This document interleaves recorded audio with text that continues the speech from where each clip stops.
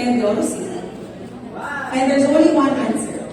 Because this group of people has a lot to do with the future success of Freeway Philippines in the next coming months, in the next coming years. Really go, this group of people right inside this room has a lot to do with the future success of Freeway Philippines in the next coming months, in the next coming years. That is you, Kayumanggi City!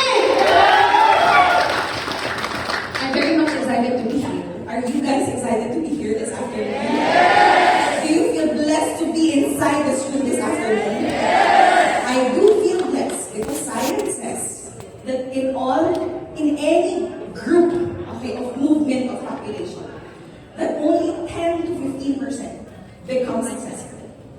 Because only 10 to 15% of people in the entire planet invests money, energy, and time on learning and on educating and growing themselves. Which means to say that inside this room is the 10 to 15% successful people inside Kayumanggi.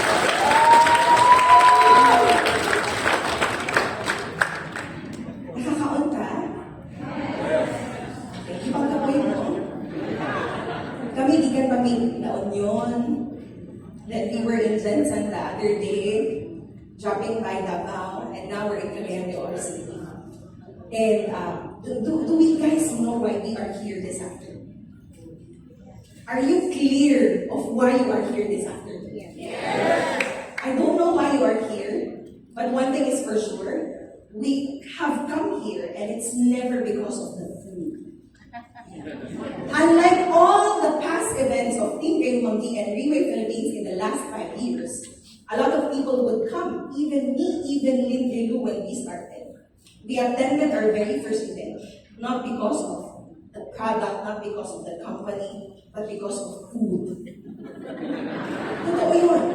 But today you are here, and we are all clear that we are here not because of food, but rather we are here because we want to become successful. Yes. We want to become successful. Yes. Anyone who's hungry here?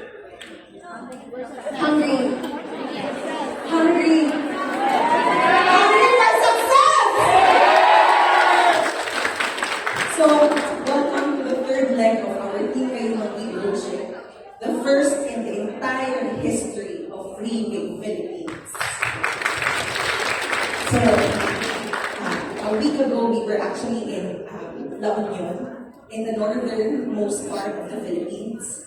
And 3 days after that, we went down to General Santos City, the southernmost part of the Philippines. And now we are in the northern part of the Philippines. And can I just share something? Okay, but this one is between you and me. Okay? I'm going to share this because I trust that you will not take it against us. Okay lang ba?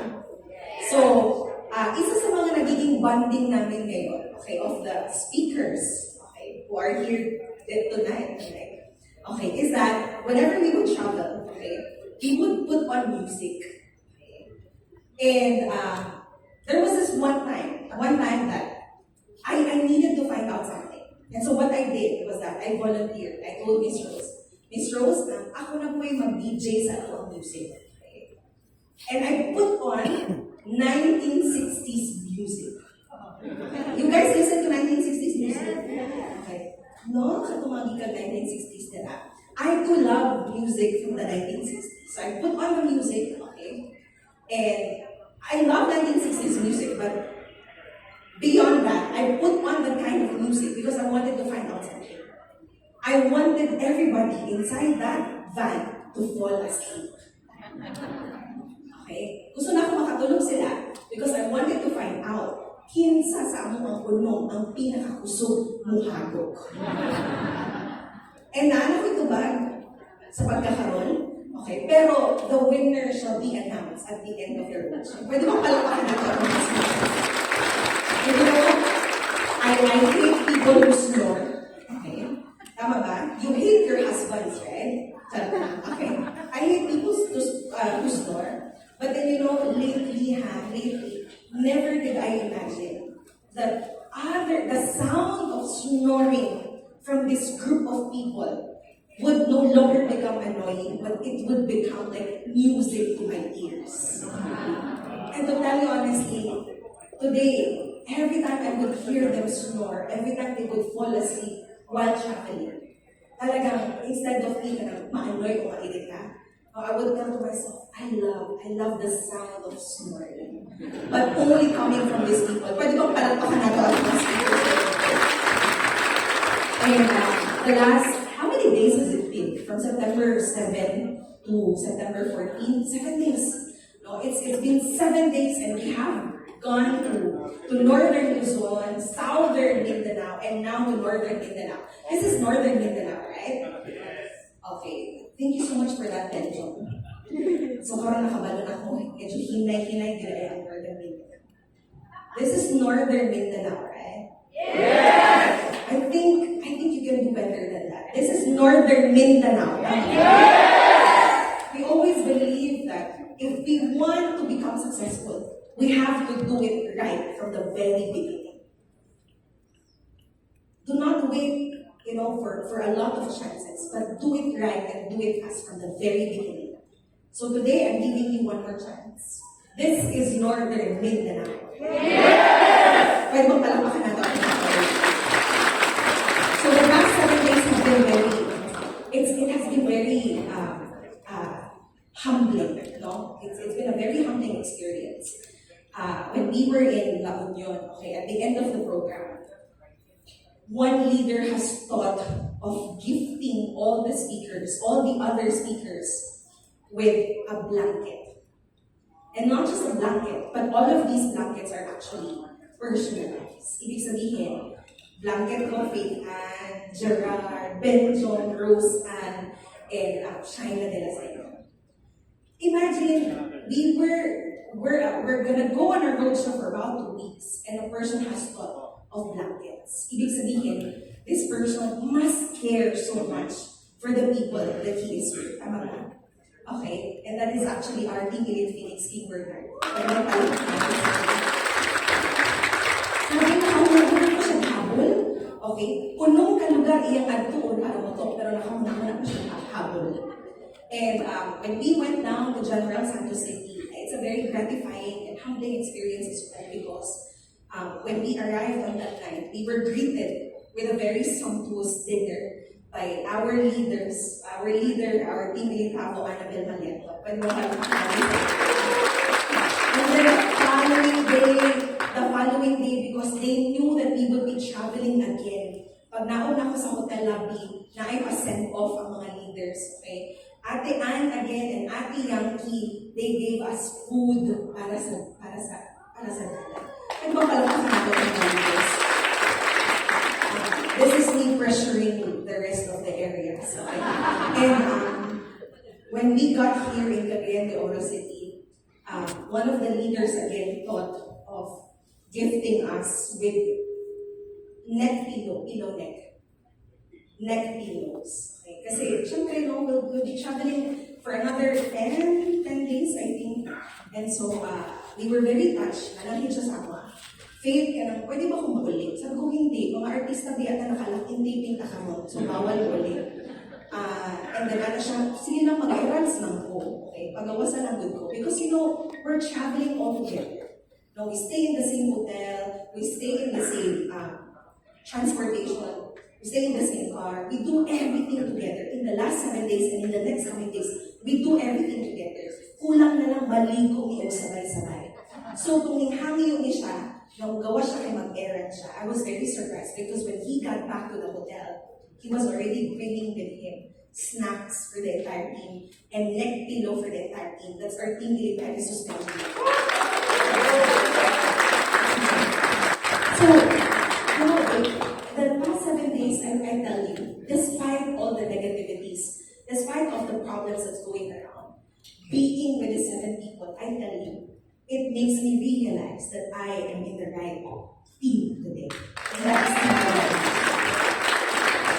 so, to start alone, I will not be alone because behind me, are gorgeous and strong and smart, leaders.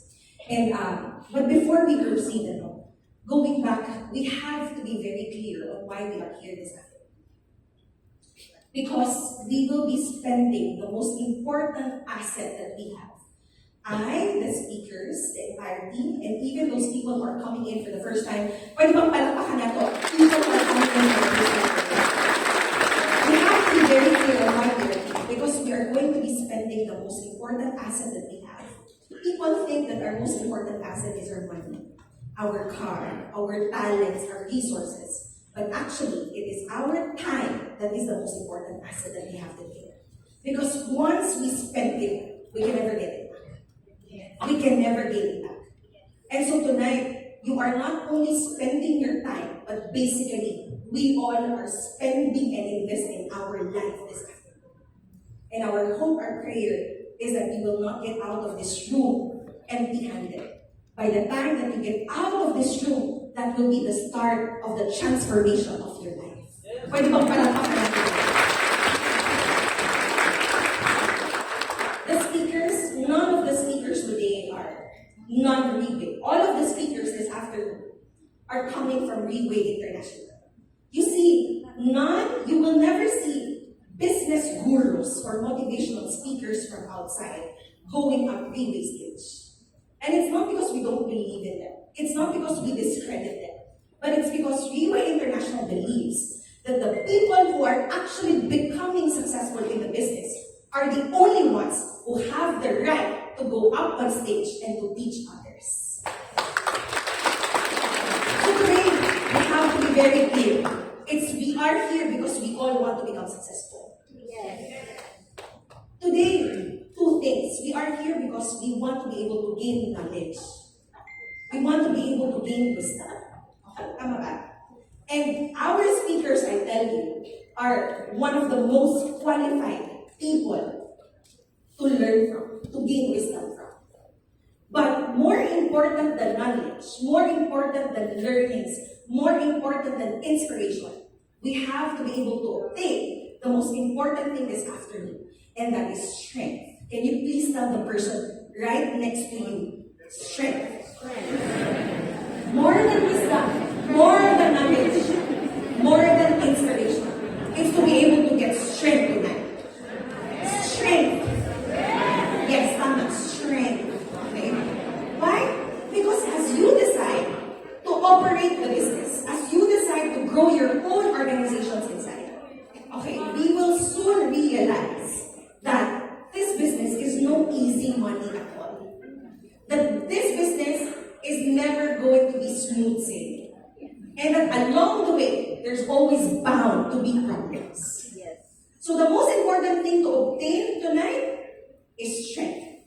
Because no matter how smart, no matter how skillful, no matter how much resources a person has, no matter how huge the network is, no matter how big the support system is, if a person does not know how to harness his strength as he goes along the business, we will never be able to achieve our utmost potentials.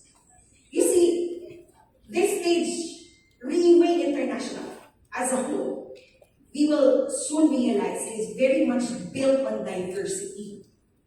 People here are very much diverse. Tama ba? Hindi ay wala o too, di ba? Diverse ka kayo. Tama ba? Diverse. So, unsa ka diverse? At the beginning of the roadshow, okay, I told the team, I told the speakers, grabe no, I just realized that in 2008, that was the beginning of Readway International, 2008. So I told them, asab ako in 2008. Asab ako to 2008. So I told the team, while Mr. Lee Bunho was putting his faith and courage and pouring out his heart to start this Readway International business, okay, which will later on grow to become the #1 MLM company in the entire world. 2008, I'm leading 2 minutes right now. Where were you in 2008? In 2008, I told the team, I was actually in 4th year high school at that time. Okay? So, I was in 4th year high school.